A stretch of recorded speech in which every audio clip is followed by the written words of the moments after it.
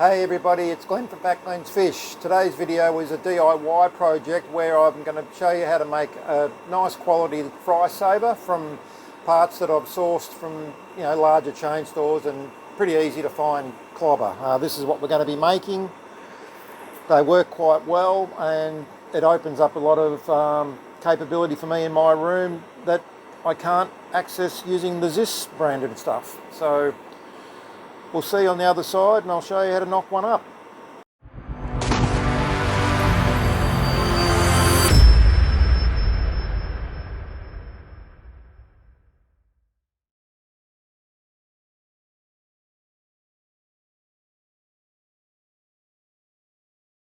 Right folks, so I'm going to be making these boxes today, and in my situation the key driver is actually a cost thing. There's purpose-built products available on the market.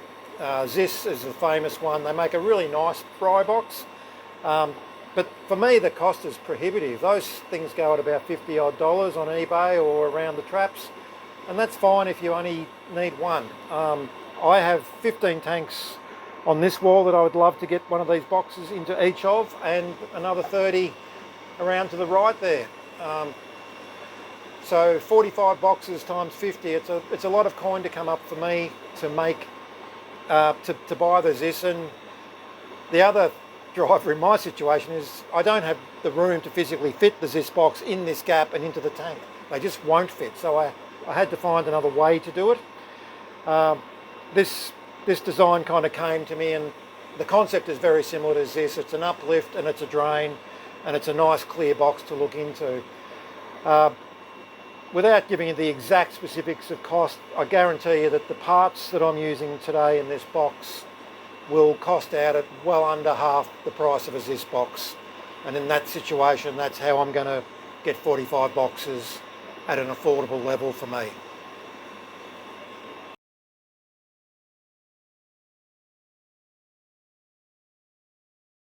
Folks, just a quick overview on how this little box works. It's driven by air. There's no electricity required. You will need an air pump or an air source, obviously, and I have that in spades in my room. The air stone at the bottom of this white PVC is going to create an updraft by the bubbles being contained and directed into the vessel. And you can see if I adjust the tap, we can get a fair old flow in there to the point where the poor little fishies are actually getting hoovered around.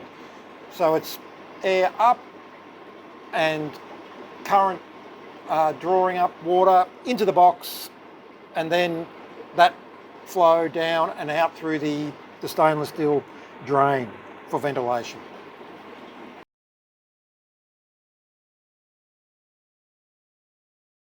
Okay folks, so I've got a bit of gear laid out here, which are the parts and tools and so forth that I'm going to use to make this box. We'll start with the tools, and hopefully this is pretty basic equipment that you've probably already got. Drill, cordless is handy for this job. A 6mm drill bit, and this one you might not have, a 25mm hole saw. This is quite important for the job today. Otherwise we've got a hacksaw for cutting some pipe and bits of plastic, a screwdriver for poking and scraping duties. I've got a little bit of sandpaper, and I've got a rat tail file for a bit of taking edges off some holes we're going to be cutting.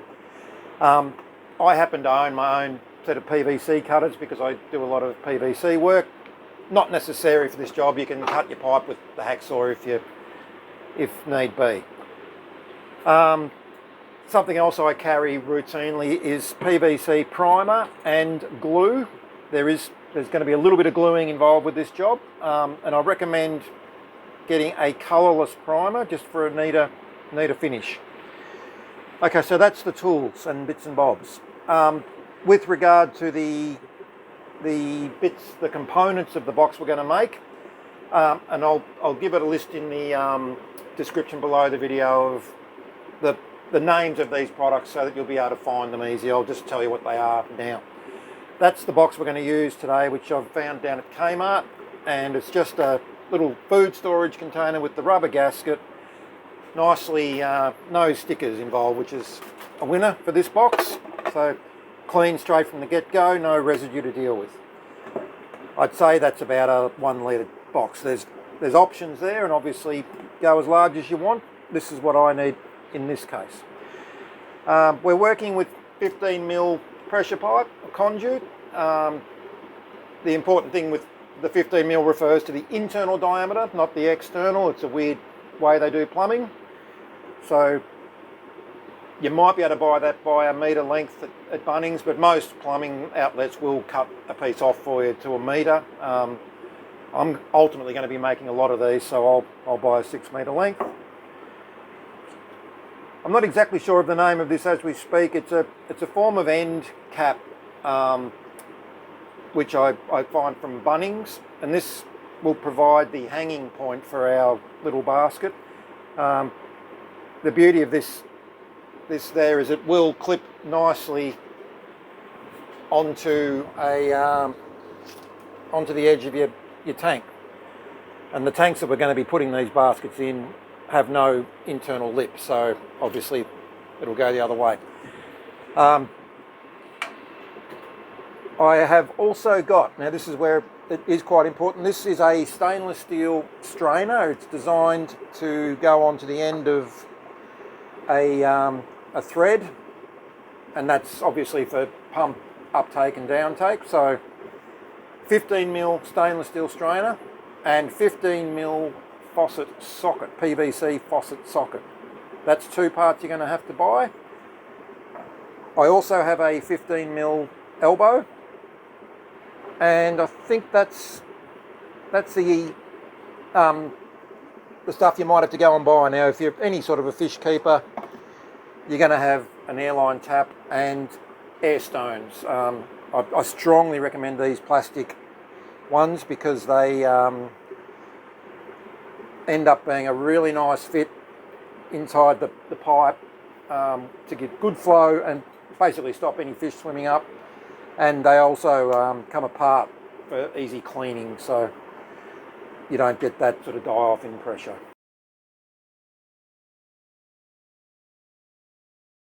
So we're going to start knocking this thing up. The method I've gone with so far is to drill my holes first in the vessel, and that's where the 25mm hole saw comes into play. We'll do the easiest one first, which I like to use. The most blow mouldings usually have a little nipple or a dimple in the centre, and this is no exception. So I'm going to locate my drill in the dead centre of the base. And the important thing here is just to drill slowly, because you don't want to have that pilot hole punch through and then you're pushing so hard that you do that. Because obviously if we crack this vessel, it's not ideal. So slow and steady wins the race. And the same thing, when you feel you're just about through, don't pound through, because you will do some damage. Now this is probably the most annoying thing of the whole damn job, is getting the piece of plastic out of your hole saw after each step. So that first hole I've drilled is where the stainless steel strainer is going to end up. That's going to be our drainage point. The next hole I'm going to drill is a little bit more challenging, because obviously the base was very strong. Now we're working up towards the top edge where you can potentially do some damage if you're not careful. I'm putting my my uplift into the narrow side of the vessel, as you saw in the intro. Now you can measure, you can do it all. I sort of am doing it by eye, getting it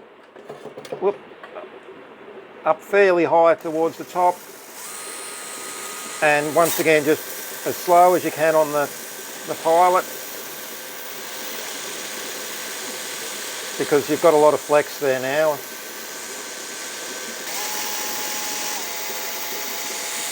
Come on, baby. Whoop. And now we'll knock out the next hole.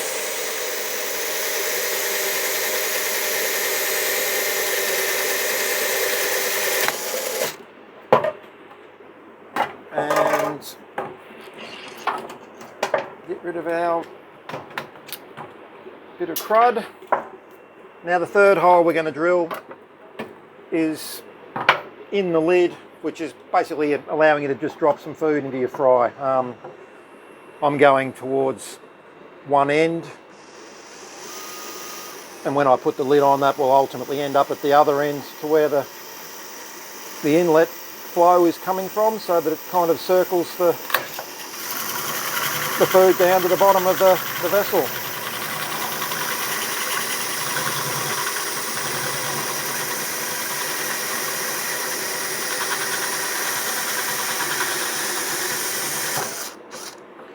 Okie doke. Now this is where your screwdriver comes in handy again. There's some obvious daggy bits there that are not ideal for us, so I've found that the quickest way to get them off is just to use the screwdriver. You can probably get the same result if you had a wood chisel. And you're not after absolute perfection here, because this is going to be covered by the stainless steel strainer and the lock nut that we're going to make.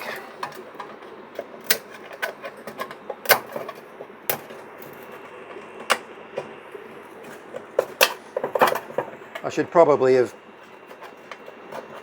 made a waiver at the beginning about my lack of safety goggles and equipment, but we're all grown-ups here, so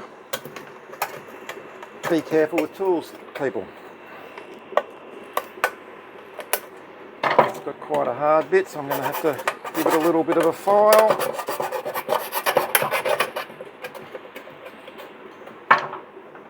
And same for our, grab that handle every time, same for our lid.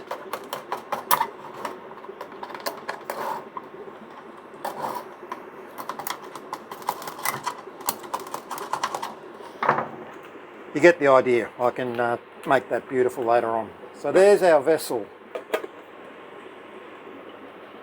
The next thing I like to do is to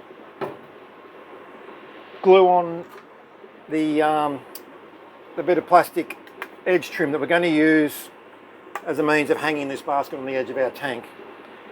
And that's where our glue and primer comes in. It's really important to use the primer, guys, because this is a very shiny plastic, as is this, and the glue won't hold very well at all if you do not prime. That's the glue. And the other thing to remember here is the primer will eat into this plastic. It will make it quite white and milky, which is obviously unattractive, so be as minimal as you can. I'm going to just run this across that strip there. You can see it going white and yucky.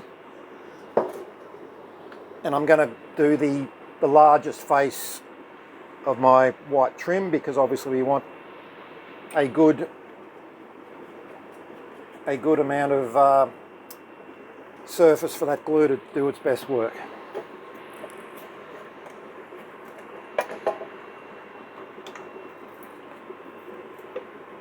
Good to do this in a ventilated room. I'm going to be feeling a little bit hazy from the smells. And this container has a nice little lip there, so you can press that down against that lip, nice and parallel, good to go. Now obviously in an ideal world I would leave that now before I do any more work on it, because that glue will take a little while to come to full effect. But that's where we switch over to here's one I prepared earlier. So that's at the same stage. It's got the thing glued on from yesterday, and it's got my holes all cut. Right, it doesn't matter which order we do this next part in. What I'm going to do is create the lock nut that will secure our strainer to the bottom of the vessel. and I'm going to get two pieces of equipment out of this socket by cutting it off so that I get a little nut, and I'm going to use this piece as well as a means to securing the elbow for the updraft. And what you want to do is you want to cut it quite near the base of the hexagonal shaft, and the reason for that is that inside this pipe is a collar, which is what stops you pushing the 15mm pipe all the way through it. It's a backstop, and you want to leave that there. Sorry, it's a bit hard for me to see because it's small, but I'm just using my miter box to get a straight cut.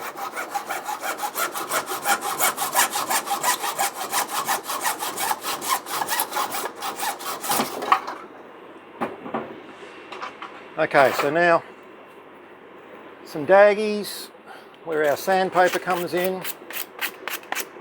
Get all those rough edges off and off our lock nut.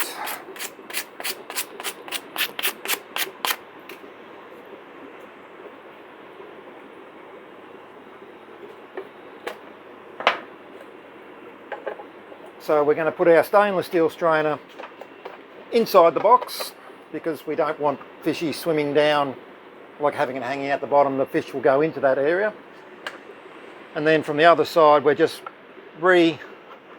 attaching our thread, doing it up as tight as you can by hand. That's our drain. Fairly neat and inconspicuous. The next part we've got to do is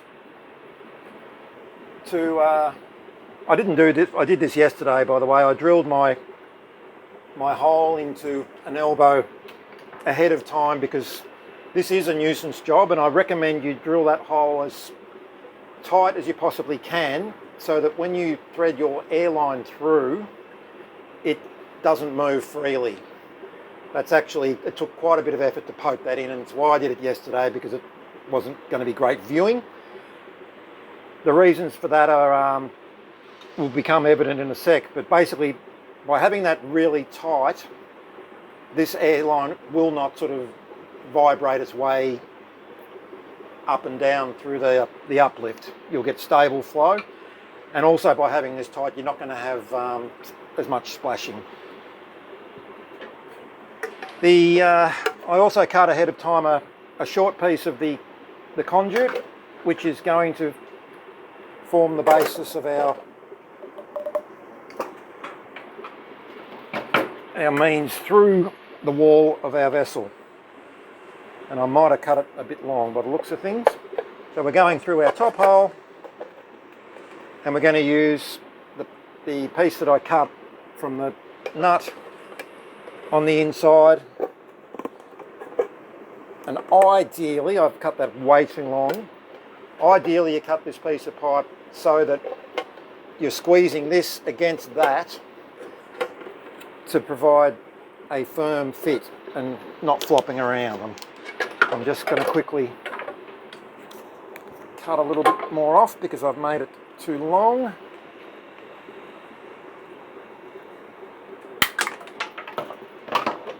We'll see how that one goes. Now it's up. Fiddle fingers going too fast.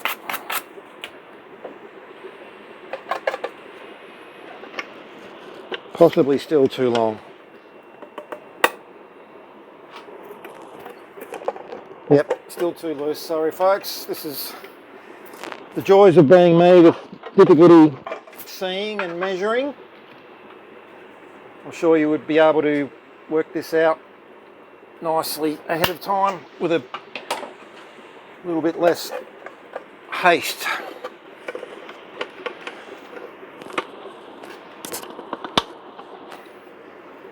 Now something you might wonder too is why aren't I gluing this at this stage? That's perfectly up to you. The reason I don't glue them is one of these days I will end up dropping this and I'll probably break it, and if if I can't take this back apart, well, that's kind of becomes rubbish. So that's why I don't glue. Now the last little job is to cut our other piece of pipe for our uplift, and we're going to gauge it to roughly be at about the bottom of the box.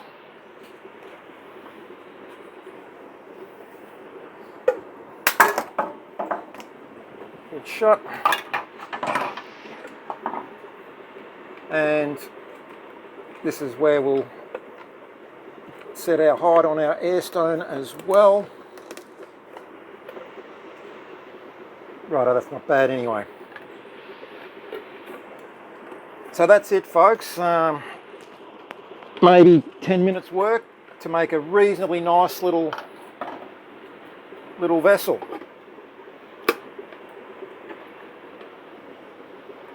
Okay, I've even got something nice to put in this. I was very lucky this week to produce some baby blue otters. Quite an unusual fish to have bred at this time, and very exciting. So I'm we'll back up. I'm going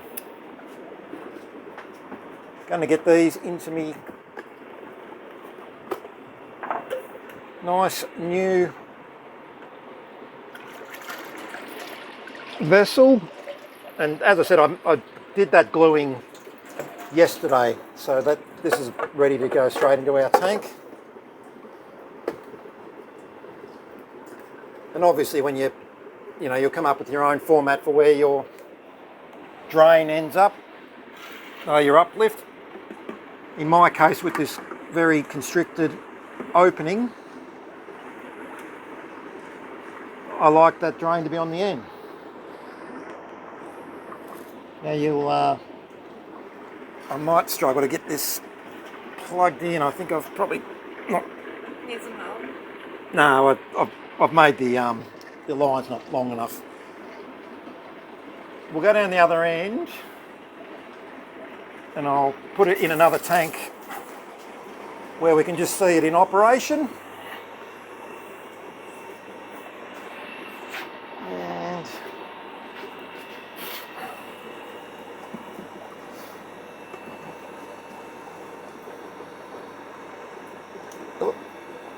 takes a little while for it to fill itself back up.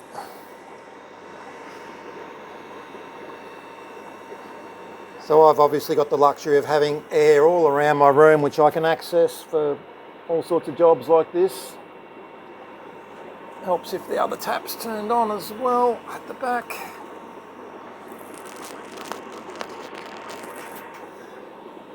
Oh God. The wonders of live television, eh? Being organised beforehand.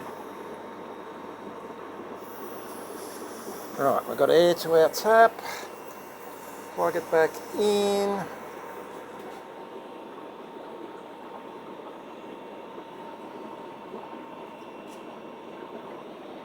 And now we've got a nice gentle flow. And our little fishies are quite safe and secure in there. Now bear in mind, this is working well in my tanks because these don't have a front lip. That might not be the case at your place, but if it's a tank such as these, you can probably set it up on the end. The only difference there will be that you're not getting a full field of view. So that's it, folks. I'll nut out the list of parts and where I got the bits and bobs in the description.